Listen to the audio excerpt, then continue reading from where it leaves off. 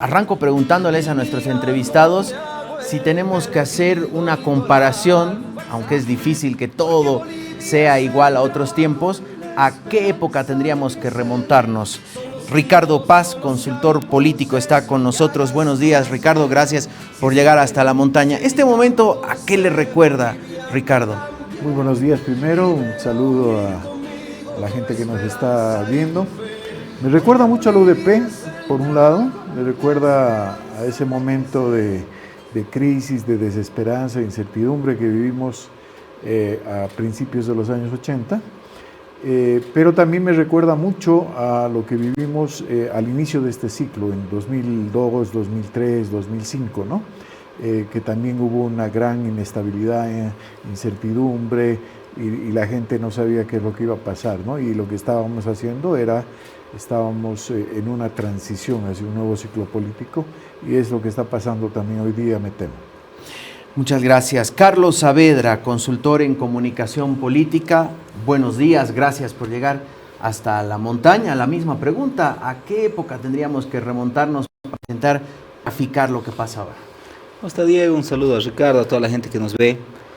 A ver, definitivamente hay toda una caracterización de fin de ciclo, de quiebre de hegemonía, que está presente en distintos momentos históricos, ¿no? Lo encuentras a partir del 2000, cuando hay el derrumbe de un momento histórico político, lo encuentras también, como decía Ricardo, en un momento de transición hacia el gobierno de Víctor Paz, el gobierno del UDP, lo encuentras está caracterizado por esta sintomatología de derrumbe de un orden establecido, de transición, de incertidumbre, que caracteriza a la ruptura de una hegemonía en la política, que caracteriza la transición hacia un otro momento, que está caracterizada por la incertidumbre en lo económico, por las pocas certezas también en lo político, y obviamente por estos altos niveles de tensión social, de mal humor social, de estrés.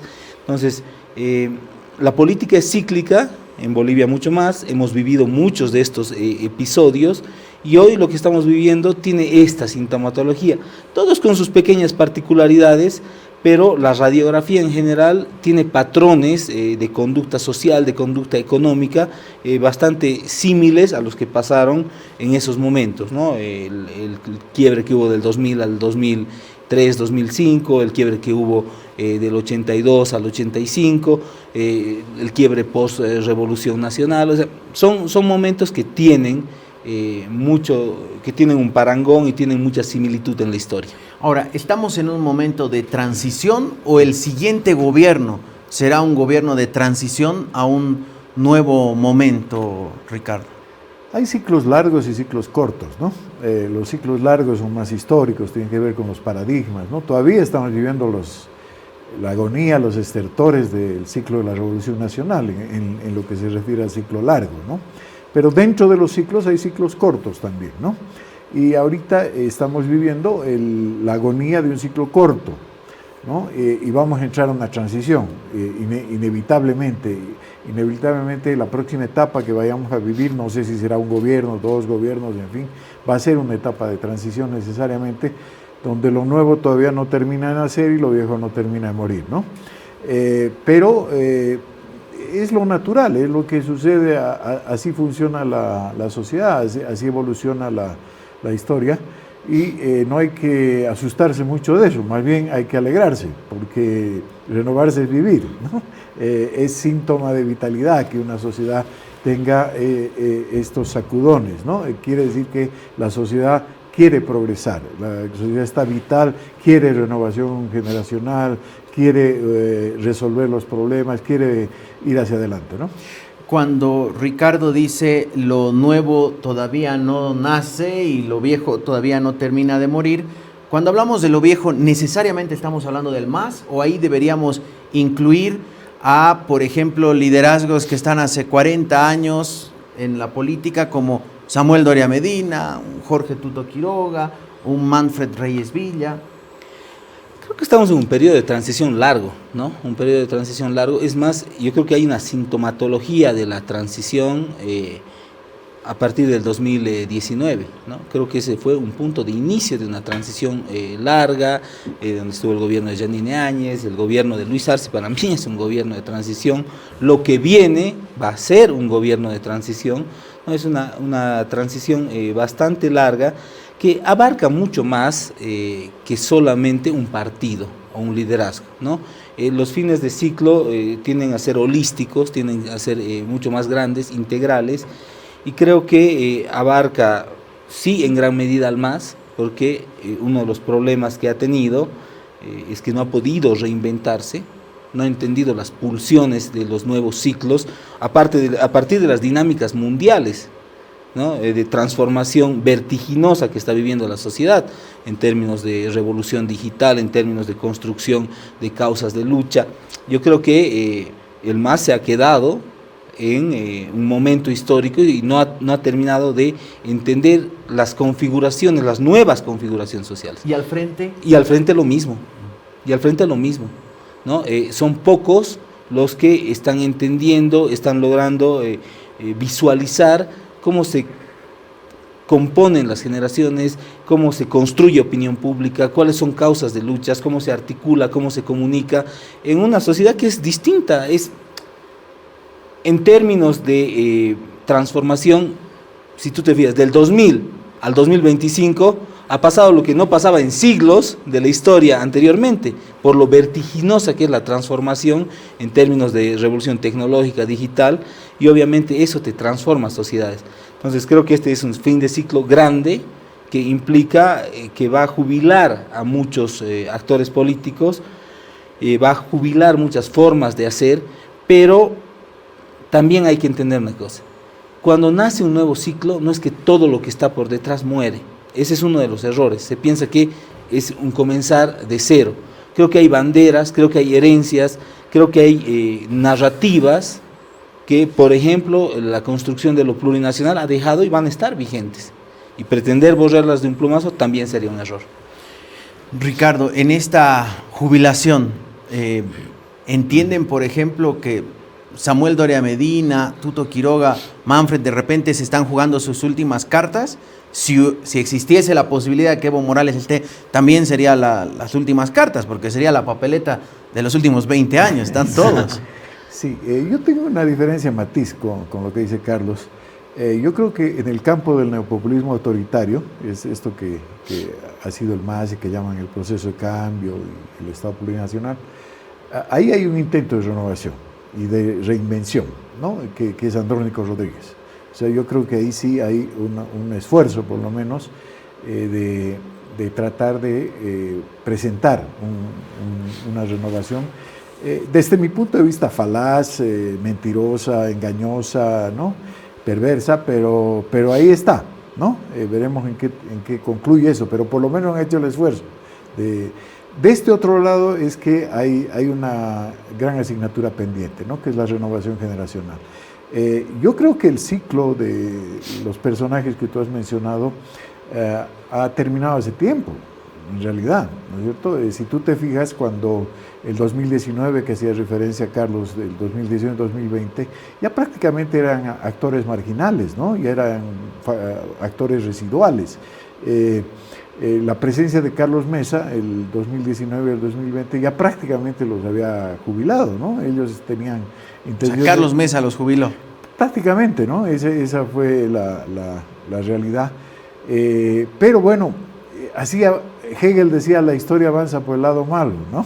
Y vino la pandemia, el gobierno de Yanine Áñez, este gobierno fallido de Luis Arce, en fin, y ha hecho pues que el camino, ¿no es cierto?, del flujo histórico no sea recto y uniforme, sino sea lleno de bandazos, subidas y bajadas, ¿no? Pero yo soy un convencido de que si en el campo de las fuerzas democráticas no hay renovación generacional, ¿no? Van a fracasar estrepitosamente, ¿no? Yo tengo la impresión de que ellos ya, por ejemplo, ahorita han llegado a su techo, no van a subir más, van a bajar más bien. No ha surgido, lamentablemente, una personalidad que pueda atraer para sí el tema de la renovación. Dependerá mucho de Dunn, ¿no? Dependerá mucho si Jaime Dunn logra finalmente inscribirse, y si no se inscribe, también dependerá mucho de lo que haga Nueva Generación Patriótica para reemplazarlo, ¿no? Con qué candidato, con qué candidata irá a reemplazarlo, ¿no? Si por ejemplo ahí aparece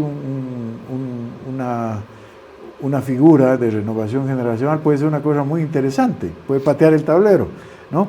Pero veremos qué es lo que pasa. En 1 o 2 semanas vamos a tener más certezas. ¿Realmente Bolivia, digamos, está preparada como para la irrupción, diríamos, de un outsider? Definitivamente una sociedad tan politizada como la boliviana. Pero justamente estamos hablando del fin de ciclo y de la transición. Ese es el momento donde aparecen, ¿no es cierto?, los nuevos actores, o lo que algunas personas llaman los outsiders. Que Dunn sería él, digamos, este personaje. Podría ser. El que mejor representa. O de repente aparece alguien todavía. Nada está dicho. Noboa apareció en las elecciones del Ecuador un mes antes. ¿No? Ahora, hay un tema central, ¿no? ¿A los cuántos años tenía Víctor Paz cuando planteó el 21060? Fue en su momento el inicio de un nuevo ciclo. Renovación no necesariamente es solo un cambio generacional, ¿no?, sino que implica la irrupción de un paradigma ideológico que conecte con el momento histórico-social que está viviendo el país y que además tenga horizonte de futuro, ¿no? Y creo que eso es lo que nos está faltando, ¿no? El concepto de renovación es bastante profundo en términos de mirar horizontes de futuro. Creo que eso es fundamental, y para mirar horizontes de futuro tienes que construir síntesis de pasado y ver cuáles son las pulsiones que son hegemónicas en una sociedad, cuáles son las pulsiones que te terminan ordenando la sociedad. Y hoy no siento que haya posicionado un líder de ese talante. Creo que no hay alguien que esté teniendo esa capacidad de lectura profunda, fina, para interpretar lo que pasó, ubicarse en el presente y poder proyectar el futuro, que al final ese es el gran mérito de un político, ¿no? Alguien me decía en broma, es el que ve más allá de lo evidente, el que tiene esa espada del augurio para decir, a ver, esta sociedad se puede encaminar por acá a partir de su historia, de su cultura, de sus tensiones económicas. Entonces, esa ausencia de mirada profunda de futuro está decantando en que actores que están hace mucho tiempo sean los que hoy están por lo menos en la oposición al MAS, en el antimasismo, el masismo y el antimasismo estén ahí pugnando, algunos de manera más inteligente, otros por ahí cerrándose mucho a los grupos más radicales, ¿no? Y en el MAS es evidente, hay una pulsión, hay un intento de renovación, ¿no? Está Andrónico, por un lado, de manera muy clara. Eduardo del Castillo es joven. Castillo también es joven, no pero sé, algo ¿realmente tiene chances? El problema de Eduardo Castillo es pues que representa un gobierno que está hecho pedazos, ¿no? Un gobierno que no tiene ningún apoyo, ni 5% de respaldo popular, que está haciendo aguas, es responsable de la crisis, de la falta de combustible, de la falta de dólares. O sea, no, pues es prácticamente imposible. Fue además una candidatura de emergencia, debido a que no pudieron presionarlo lo suficiente para convencerlo a Andrónico de que haga un acuerdo con ellos, ¿no? O sea que no tiene ninguna posibilidad. Eva Copa lo propio, ¿no? Eva Copa o Johnny Fernández, que ahora aparece como digamos, como parte del bloque. Lo nacional popular, ¿no? Parte del bloque, realmente da risa, ¿no? Bueno, fue aliado de Goni el 2002. Pero además fue aliado de Luis Fernando Camacho. Si hay alguien que representa la antítesis de la nacional popular. Camacho fue en la anterior elección con las siglas de Johnny, por amor a Dios. Bueno, es la parte, digamos, grotesca de la política boliviana, ¿no? Pero ninguno de ellos tiene pues opción, ¿no? No tiene ninguna chance, ¿no? Entonces, por eso digo yo, las próximas 2 semanas van a ser interesantes de ver qué es lo que pasa, porque la papeleta no está completa ahorita, ¿no? Hasta el 3 de julio es, ¿no? La fecha, diríamos, digamos que es la fecha límite, ¿no? Ahí hay unos problemas de incongruencia de la ley tremendos, ¿no? ¿Cómo les van a pedir fotografía ¿no?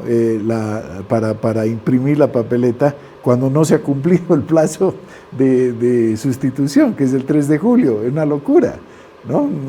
Claro. Esas fechas están cruzadas. Debería sacar un reglamento que corrija aquello el Tribunal Electoral. Pero bueno, al margen de esas cosas, yo creo que en un par de semanas vamos a tener más claridad y la papeleta estará completa, y sobre la papeleta completa, ¿no?, podremos ya hacer elucubraciones y especulaciones, que es lo que nos gusta hacer. Sí, justo quiero entrar a ese, a ese terreno ahora. ¿Les parece si antes revisamos un poquito lo que nos ha preparado a través del dibujo, la caricatura, el maestro Al-Azhar, para no dejar pendientes y que la charla continúe hasta el final? A ver, vamos a ver con qué nos sorprende el maestro Al-Azhar hoy.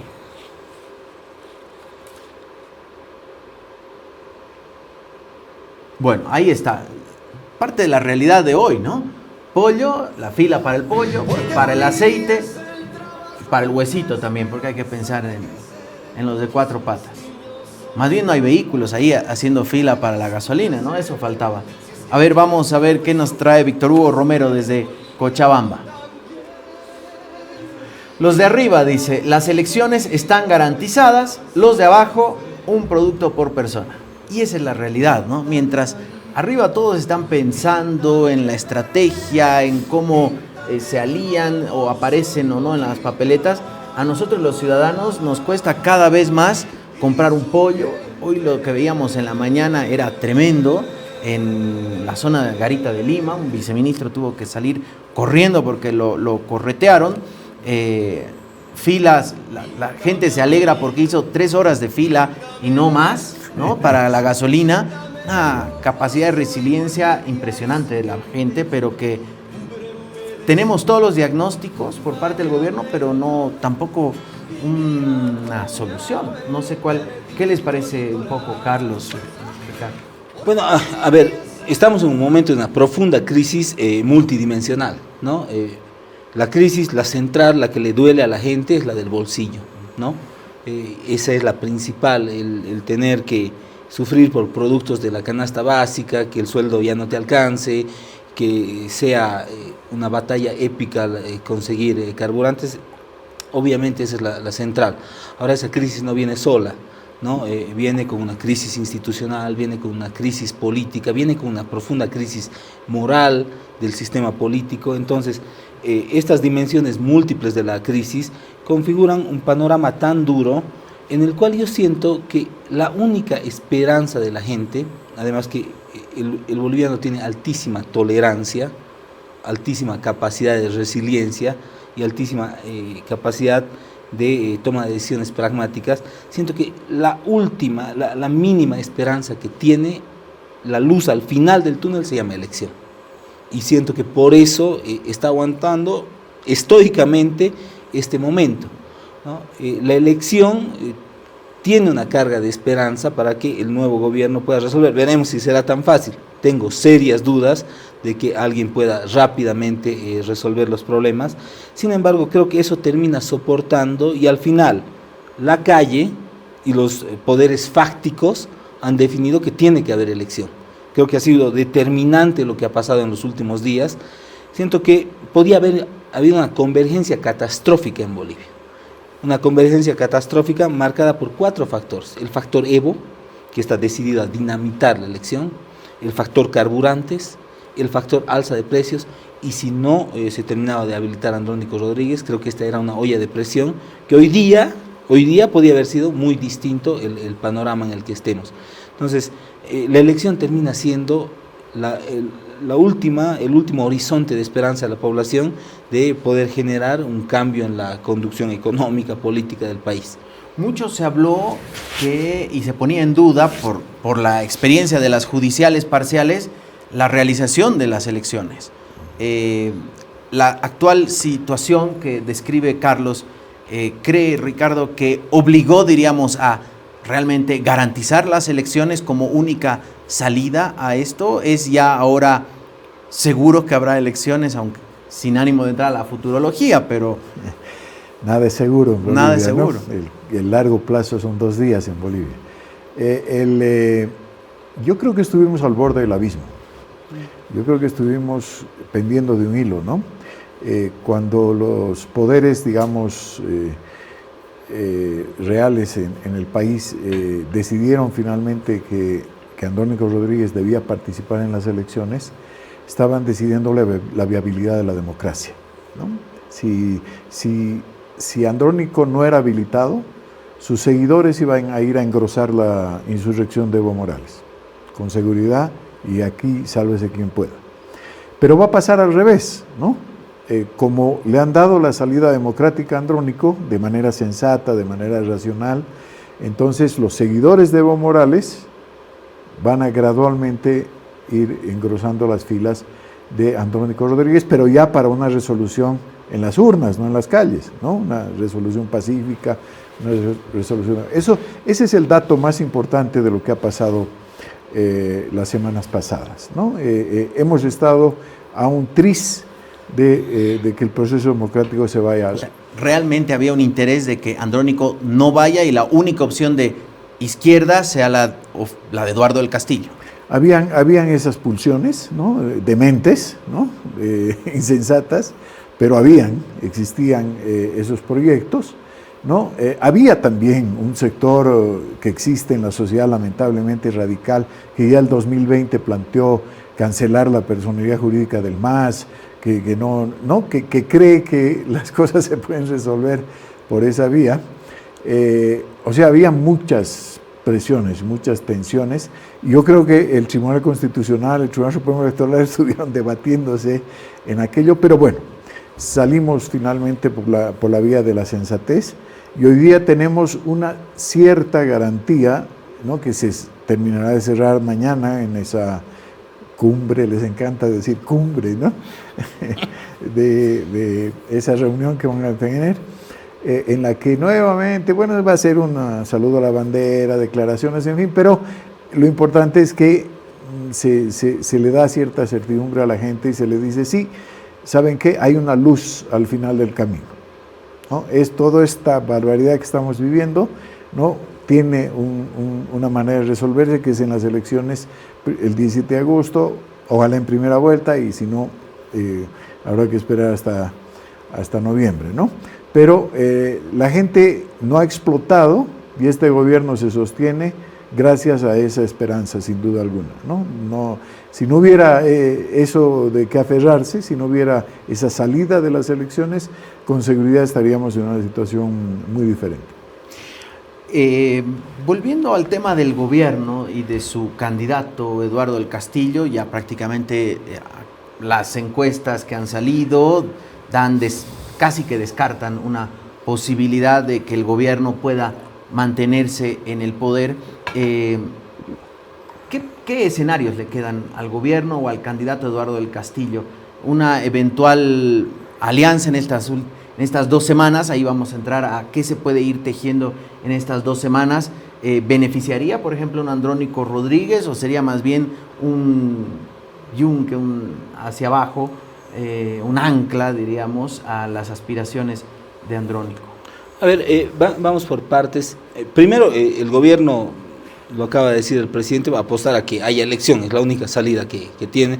Y ahí yo creo que se ha cerrado filas, ¿no? Hay un acuerdo institucional donde al final el TCE y el TCP han terminado ordenando un poco la cancha y le han dado certezas, ¿no? Desde la 007 de Evo Morales, ¿no? Que ya ha dado por oleado y sacramentado el tema de la reproducción del poder, hasta lo que vaya a pasar mañana, ¿no? Hubo un encuentro que fue importante en enero entre el TCE y el TCP. Entonces yo creo que el gobierno se va a sumar a eso porque entiende también que la salida, que tiene que haber una salida democrática. El único que en este escenario, actor político y factor de poder, que quiere que no haya una elección, es Evo, porque obviamente está inhabilitado, no tiene sigla, no va a tener representación en el sistema político, lo que también hay que tomar en cuenta cuando no estás en el sistema político, cómo te expresas y qué va a pasar de aquí a futuro. ¿En la calle? En la calle, y además las formas que va a adoptar en la calle. También habrá que ver, porque creo que ahí hay tentaciones de formas de expresión política que no necesariamente son las más pacíficas, ¿no? Entonces hay que tener ojo con eso. Y obviamente lo que decíamos, ¿no? El gobierno va a apostar por la elección y el MAS, como instrumento que se quedó con el ala arcista, al final tiene la tarea de renovarse, ¿no? Lo dijimos al principio, Ricardo decía, el que no se renueva muere, y en política es así, ¿no? Y el MAS se quedó anquilosado, y obviamente hoy la tarea que tiene en términos de campaña es difícil. Ahora, posibilidad de articularse en un solo bloque con Andrónico, yo veo difícil. Andrónico ha marcado mucha distancia con el gobierno nacional, ¿no? Está claro en términos discursivos que él no quiere al gobierno y a Eduardo del Castillo de aliado.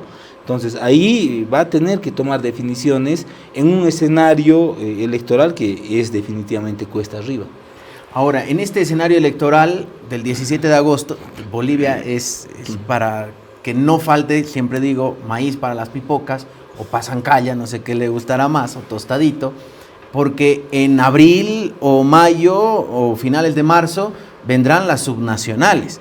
Y ahí viene otra reconfiguración del escenario político, que de qué manera el poder territorial va a empezar a también renovarse, donde ya no va a haber figuras como un Manfred en Cochabamba, o como fue un Rubén Costas en Santa Cruz, de repente, un Luis Fernando Camacho, que sí tiene, claramente han dejado claro desde la Alianza Unidad la aspiración de ir a la reelección como gobernador, pero un Iván Arias que se ve muy difícil que pueda ser reelecto, y empiezan a, diríamos, rehacerse algunas fuerzas políticas. ¿De qué manera las elecciones subnacionales van a proyectar a las siguientes generales del 2030? Porque hay que ver más allá del 17 de agosto.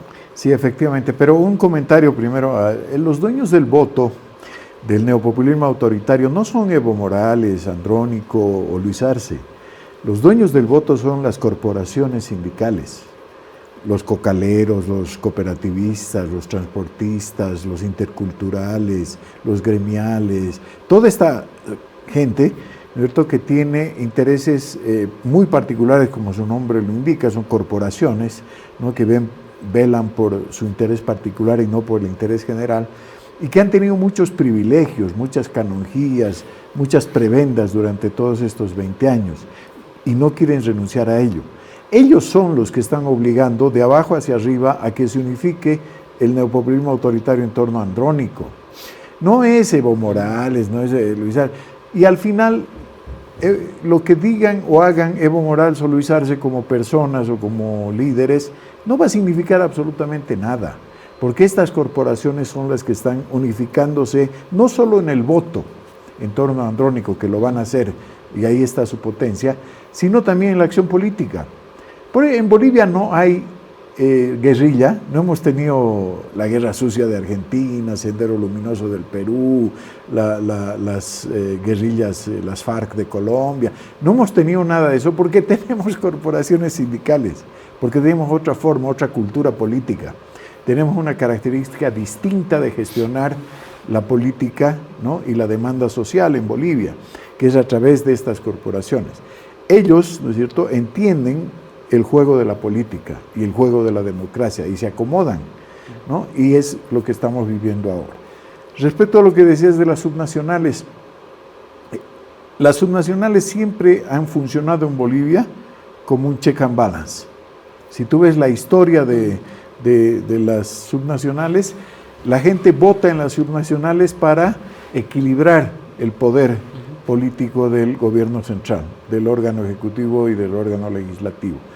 Sistemáticamente, Evo Morales en su mejor momento, 2014, 2009, con esas votaciones de 60%, de 50 y tantos %, inmediatamente iba a las subnacionales y perdía en todas las ciudades y en la mayoría de los departamentos, ¿no?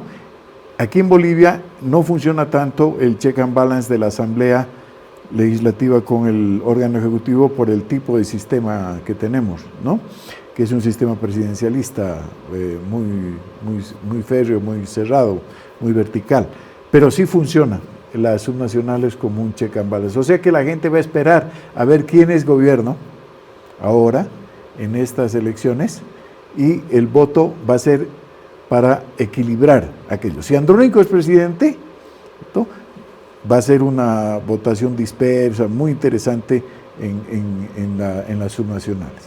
Si Andrónico no es presidente, entonces ahí es donde se ve rearmar el neopopulismo autoritario. Ese es mi pronóstico. Carlos, ¿cuál es su pronóstico respecto a las subnacionales que vienen a la vuelta de la esquina? Sí, yo comparto en la lógica de que se construyen balances, ¿no? Se construyen balances y se construyen expresiones políticas que buscan el equilibrio del poder, ¿no? El equilibrio entre las corrientes políticas, ¿no?, de distintas líneas. Si tú te fijas, el MAS a nivel nacional siempre ha tenido victorias contundentes, categóricas, ¿no?, inapelables, pero en lo subnacional también ha habido un equilibrio inapelable de fuerzas que no están identificadas con el MAS, ¿no? Entonces, tú te fijas, ¿cuándo, por ejemplo, el MAS tuvo control de Santa Cruz? Nunca, ¿no? En Tarija no lo tuvo nunca. En La Paz tampoco. en La Paz, en la ciudad de La Paz, nunca, ¿no? En las capitales en general, las capitales en general departamento. no las tuvo Salvo nunca. una vez en el Alto, ¿no? Con Patana, Con Patana, y En una Or- vez en Cochabamba y en con Oruro alguna vez. con Edwin Castellanos. con Edwin Castellanos. Sí. De Con Edwin ahí, Castellanos. en las capitales. De las no. que- entonces siempre se jugó a los equilibrios. Entonces, habrá que ver, creo que es tan complejo mirar hoy la subnacional porque lo nacional ordena lo subnacional, Así es. ¿no? Eso es una variable determinante para terminar de organizar. Entonces, habrá que ver cómo se termina configurando lo nacional y a partir de la configuración de lo nacional se va a configurar lo subnacional, ¿no? En términos de construcción de equilibrios, en términos de miradas complementarias que pueda haber, porque la población, el votante en Bolivia es muy sabio, sabe generar equilibrios, no le da todo el poder a una sola facción política, por la densidad de ese tejido social que tiene, ¿no? Desde mi punto de vista interesante, en algunos casos fascinante, es tan organizada la sociedad, ¿no? Bueno, para Ricardo son corporaciones, él tiene una manera de mirarla, ¿no? A mí me encanta ver sociedades organizadas, ¿no? Obviamente con todas sus distorsiones, con todas sus mañas, pero también con todas sus virtudes, con toda su capacidad de representación, de movilización, para no dejar el campo político solamente a quienes forman partes de partidos. Bolivia juega pues una lógica bastante compleja de disputa del poder, ¿no? Entre la organización popular, corporativa, con sus mañas, con sus problemas, con sus dirigentes, y también las cabezas de partidos políticos e institucionales. Entonces, todo eso va a jugar a ordenarse primero desde lo nacional. Cuando la gente tenga certeza de cuál es el escenario nacional, va a empezar a configurar el escenario del poder local. Ahora, si hablamos de corporaciones, ¿dónde queda, por ejemplo, la corporación económica, ¿no? ¿Qué papel van a jugar los empresarios privados, de repente, esas corporaciones empresariales, en esta elección? Bueno, la característica de las corporaciones, que la diferencia de los movimientos sociales, por ejemplo, es que las corporaciones siempre velan por el interés particular, por encima del interés general. Esa es la definición de una corporación. Eso pasa con la Confederación de Empresarios Privados, pasa con los comités cívicos, no solamente con los digamos, con los cocaleros, con los cooperativistas, popular, claro, ¿no? Sino Bolivia es una sociedad corporativizada, lamentablemente. Por eso no tenemos institucionalidad. Como priman los intereses particulares, cuando van diputados, senadores, ministros, ¿no?, a representar a estas corporaciones en los estamentos de poder, no velan por el interés general, velan por el interés particular. Y lamentablemente no se cumple lo que decía Adam Smith, ¿no? No hay la mano invisible que organiza y que cuando tú trabajas por tu bien particular de manera natural, ¿no?, surge el bien común. No, no es así, no funciona lamentablemente. Entran en contradicción, entran en exclusión muchas veces los intereses. Entonces, ¿qué rol van a jugar? Yo creo que hay una gran esperanza ahorita ¿no? de la iniciativa privada, de esta gente, de generar un esquema completamente diferente del que hemos tenido, ¿no? Estatista a ultranza, planificador central, etcétera, etcétera, para abrir la economía, ¿no? Pero eso también son ciclos, ¿no? La historia de Bolivia, llevamos a cumplir 200 años, es una historia cíclica, ¿no? Estatismo, apertura, de nuevo estatismo, apertura, siempre ha sido así, o sea, no es nada nuevo. Durante los primeros años del siglo XX, durante la Pax Liberal, entre 1900 y 1900, hasta la Guerra del Chaco, hasta 1932, tuvimos una sociedad completamente abierta y una economía absolutamente liberal, que atraía inversiones, que hacía un montón de cosas, y inmediatamente después pasamos al estatismo secante, ¿no? Después de la Guerra del Chaco con el modelo de la Revolución Nacional. Así ha sido siempre. Ahora probablemente, después de estos 20 años, ¿no? haya un proceso de apertura, así sea Andrónico presidente. Eso no depende de quién es presidente y qué ideología tenga, no. Depende de la realidad. Ahorita la crisis económica es de tal tamaño que si tú no traes plata a Bolivia, como sea, no funciona nada. Estamos en una situación como, para que nos entienda la gente, como si un padre de familia ya tiene los bolsillos agujeros, ya no hay, y tiene que pagar la pensión, el colegio, la alimentación, tiene que prestarse, no le queda otra. Tiene que llamar al amigo, al tío, al pariente y decirle, por favor, ¿no es cierto?, no, mientras me recupero y hago estas cosas, le plantea un plan, no voy a trabajar en esto, en fin, préstame unos pesitos, te voy a ir devolviendo de esta manera. Eso va a tener que hacer Bolivia, sea el presidente quien sea, va a tener que achicar el Estado. El padre va a decir, no, ya no salimos a comer a ningún lado, no hay cine por los próximos 6 meses, no hay diversiones, ¿no? Igualito, se va a achicar el Estado, se van a cortar gastos, eso lo va a tener que hacer cualquiera, sea quien sea el presidente. ¿Por qué? Porque es el ciclo económico. Estamos pasando de un ciclo de bonanza a un ciclo de vacas flacas, ¿no? Y ya tenemos que ajustar los cinturones, pase lo que pase, sea quien sea el presidente. Ricardo ha planteado en un par de ocasiones si Andrónico es presidente. Y aquí la pregunta para los dos. Si Andrónico resulta ser elegido presidente, habrá una reconfiguración en el escenario político. Habrá una jubilación natural, diríamos, de Evo Morales. Y ahí quisiera preguntar, ¿y ahí también tendrían que jubilarse políticamente los otros que ya, Ricardo decía, ya están jubilados, Samuel, Tuto, Manfred? Pero de ahí en adelante, para las siguientes nacionales, las del 2030, ¿qué tendría que ocurrir? ¿De qué manera va a cambiar el escenario de los partidos políticos? ¿Van a seguir funcionando como hasta ahora? Hemos visto este tema de los taxipartidos en esta elección ha sido demasiado grosero, ¿no? Partidos sin militancia, candidatos sin partido, y no solo refiriéndonos a Evo Morales.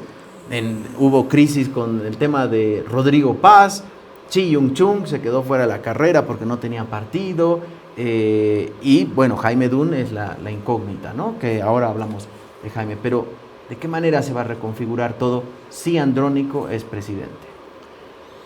Bueno, a ver, Andrónico marcaría la inauguración de un nuevo momento en la política, ¿no? De un nuevo momento y además con las paradojas de la historia, ¿no? Mira, volvamos a referirnos al doctor Paz, ¿no? El doctor Paz tuvo un primer ciclo altamente nacionalista, la revolución, el 52, que tenía unos paradigmas de pensamiento, pero también inauguró el 85, el 21060, ¿no? Y yo concuerdo con lo que dice Ricardo, que Andrónico, si fuera presidente, le va a tocar hacer medidas y tomar decisiones que el MAS del 2005 jamás las hubiera tomado. Porque la fuerza del ciclo económico te va a obligar a aquello, ¿no? Entonces, pero sí, ¿no? Va a presentar, yo creo que una pulsión que está latente, al menos en ese votante, en ese electorado, que es la construcción de un segundo momento de lo plurinacional, ¿no? Ese segundo momento de lo plurinacional va a estar abanderado por Andrónico. Y eso también va a obligar a una renovación de ideas de la oposición al MAS, ¿no? Porque, convengamos, la oposición como tal no ha tenido la capacidad de interpelar o de quebrar la hegemonía partidaria que ha tenido el MAS en 20 años. Entonces, también está en una necesidad de reinventarse y de plantear un proyecto de país alternativo que vaya a disputar ese ciclo de lo nuevo que se plantea desde el campo popular, desde el masismo, y obviamente va a haber la necesidad de pensar un nuevo otro horizonte futuro desde la oposición al MAS. ¿Qué le plantea? Ahí hay varias posibilidades, ¿no? Hay una corriente regional, mundial, te diría yo, ¿no? Libertaria, de una apertura económica total, que tiene sus características, inclusive de batalla cultural, lo ves en la Argentina, has visto representantes de ello en el Brasil, con Bolsonaro. En Bolivia habrá capacidad de que se genere eso, no, será otra la alternativa, pero va a obligar a una renovación de ideas para entrar en disputa con lo que plantee este segundo momento de lo plurinacional, que sin duda, en la hipótesis, en el escenario que tú planteas, lo representaría Andrónico. Si Andrónico ganara, ¿de qué manera va a obligar a reconfigurar a la oposición boliviana, al centro, centro-derecha, oposición democrática? Mira, en política como en la vida, no hay nada escrito, ni hay nada seguro, ni hay recetas, ni hay fatalismos. Yo no creo en eso, jamás. He visto muchas cosas suceder y las cosas pueden devenir de diferentes maneras. Por ejemplo, el año 2002, ¿no? Habían varias posibilidades de desenlace de la inauguración del nuevo ciclo de transición. Por un lado, Sánchez de Lozada, que finalmente ganó la elección con un cachito, ganó porque lo puso a Carlos Mesa de candidato a vicepresidente y logró hacer ese enganche entre, capacidad, ¿no? Firmeza que se le reconocía con la renovación que representaba Carlos Mesa. Introdujo un factor de renovación muy interesante. Pero también estaban Evo Morales y también estaba Manfred Reyes Villa. Cualquiera de los tres podía haber ganado esa elección. Eso estaba, de hecho, Sánchez de Lozada sacó 22.5, Evo Morales sacó 20.4 y Manfred 20.3. O sea, los tres estuvieron ahí, cualquiera podía haber sido presidente de los tres, y la historia de Bolivia sería muy diferente si hubiera sido Manfred presidente o si hubiera sido presidente Evo Morales el 2002 y no el 2005. De alguna manera volvió a pasar el 2005. Había la posibilidad de que la salida de la renovación sea por la vía de Evo o por la vía de Tuto. Si Tuto no se hubiera equivocado y hubiera creído que tenía la elección ganada y puso a un montón de sus amigos y gente que representaba el pasado como candidatos a senadores y diputados, y ahí produjo el quiebre y ya ahí Evo Morales se le comenzó a disparar porque él realmente empezó a representar la renovación, hubiera sido distinto si Tuto era presidente del 2005 y no Evo Morales. No, es que eso no es posible. Sí, era posible, era perfectamente posible, sucedió de otra manera. Y ahora es lo mismo. Ahora puede suceder exactamente lo mismo. ¿Puede ser presidente Andrónico? Sí, puede ser presidente Andrónico y se va a reconfigurar la sociedad boliviana y la política de una manera. Pero ¿puede ser presidente uno de los tradicionales? Samuel, Tuto. Sí, puede ser. Por supuesto que sí, puede suceder. No está escrito. Y ahí será diferente, será pues como, yo me imagino que será como lo del GONI el 2002, digamos, ¿no? Va a ser un ¿periodo no completo? Yo no le veo mucho futuro, digamos, a eso, ¿no? Pero bueno, pero puede ser, ¿no? El punto es que hay muchas salidas, hay muchas posibilidades. Quienes estudiamos la política, hacemos prospectiva, etcétera, no somos adivinos, ¿no? No estamos viendo en hojas de coca, ni en la borra del café, ni lo que decimos va a suceder ineluctablemente. Estamos hablando de escenarios, estamos hablando de probabilidades, ¿no? la probabilidad mayor ahorita, como están las cosas, parecería que la tiene más fácil Andrónico, ¿no? Por todas las razones que hemos abundado acá. Pero veremos qué pasa, a ver pues qué pasa con Dunn y qué pasa las próximas 2 semanas. Quiero hablar sobre Dunn, de qué manera es una, diríamos, también una renovación dentro, porque Dunn también ha interpelado a la vieja clase política, diríamos, del centro hacia la derecha. De qué manera el efecto Dunn puede ser la gran sorpresa de esta elección si logra inscribir su candidatura. A ver, en términos de escenario político, no me queda duda que Dunn desordena un montón, ¿no? O sea, de lo que está ahora, si entra Dunn, se reconfigura el escenario. Ahora, obviamente, digamos, es por el momento una persona que del análisis ha brincado muy rápidamente al escenario político, ¿no? Primero se decía que podía ser candidato a vicepresidente, podía ser un buen ministro de Economía, y él ha decidido parapetarse como candidato a presidente, con 2 pulsiones que son fundamentales, ¿no? La pulsión económica y la pulsión de renovación. Ahora, yo tengo dudas, ¿no? Seguramente a partir de estudios científicos, escucha de redes, de encuestas, de grupos focales, se verá si Dunn termina de ser un fenómeno más allá de los círculos rojos y que tiene capacidad y tracción de voto popular. Tiene 2 elementos que le pueden ayudar a jalar, pero obviamente, digamos, en un proyecto que evidentemente es muy improvisado, ¿no? Me decido lanzar a candidato y no tengo resuelta ni siquiera mi solvencia fiscal. Es una paradoja, pero es realidad, ¿no? Entonces, obviamente, creo que él ha quemado muchas etapas, pero hay corrientes históricas, y hoy una de las pulsiones históricas es la de renovación. Habrá que ver si eso termina. Yo comparto con Ricardo, hay varias posibilidades donde pueden decantar las corrientes políticas, pero en el marco de esas posibilidades también hay que entender que hay corrientes históricas, y esa corriente histórica de renovación lo podría favorecer. ¿Es un candidato que para mí todavía ha improvisado, que no de etapa? Sí, pero definitivamente desordena el panorama electoral. Este sería el arranque, diríamos, de un Jaime Dunn en la política, más allá de cómo le vaya. Sí, él está en el lugar correcto en el momento correcto. Es decir, él es el único candidato que puede representar los 2 issues principales de la campaña, como lo ha hecho referencia Carlos, la economía y la renovación.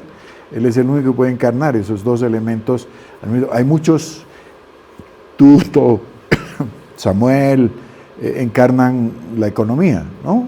Otros candidatos encarnan otros atributos, ¿no?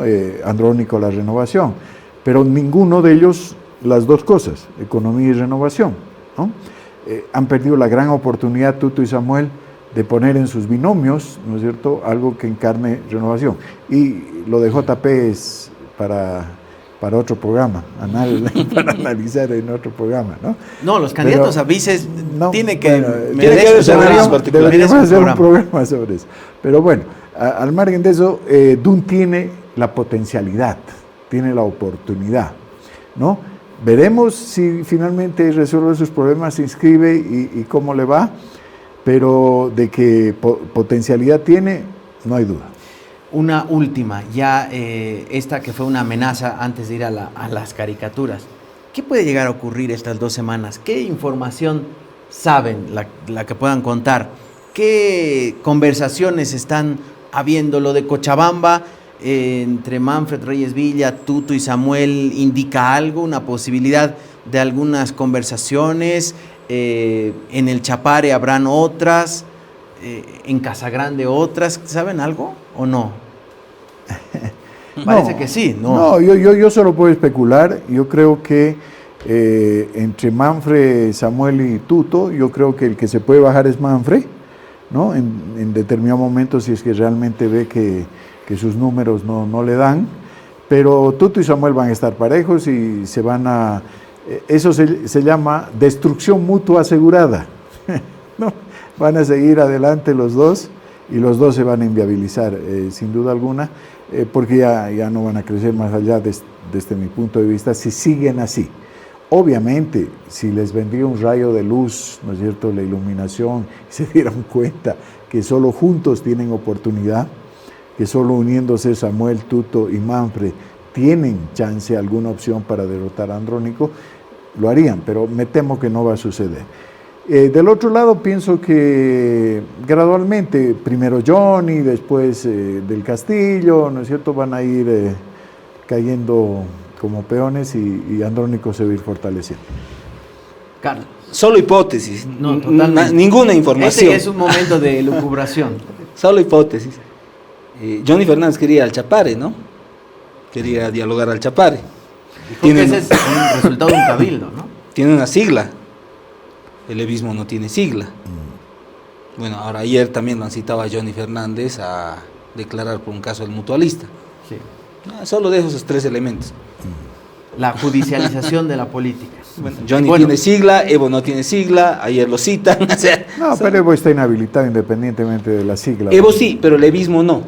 El levismo se va a quedar al margen de la asamblea, No, posiblemente sí. El levismo no existe, querido Carlos. Esos se van a ir con Andrónico. Yo creo que... Porque las corporaciones los van a obligar a irse. Pero bueno. ¿Crees que Evo no tiene ninguna capacidad de traspolar votos? Ninguna. Yo creo que el momento en que Evo Morales, las bases de Evo Morales, inclusive las cocaleras, que son las más leales y las más firmes, en cuanto vean que Evo Morales ya no tiene ningún tipo de viabilidad ni democrática ni antidemocrática, van a ir donde Andrónico. Son pragmáticos, son astutos, no van a dudar un segundo en ir a engrosar las filas de Andrónico.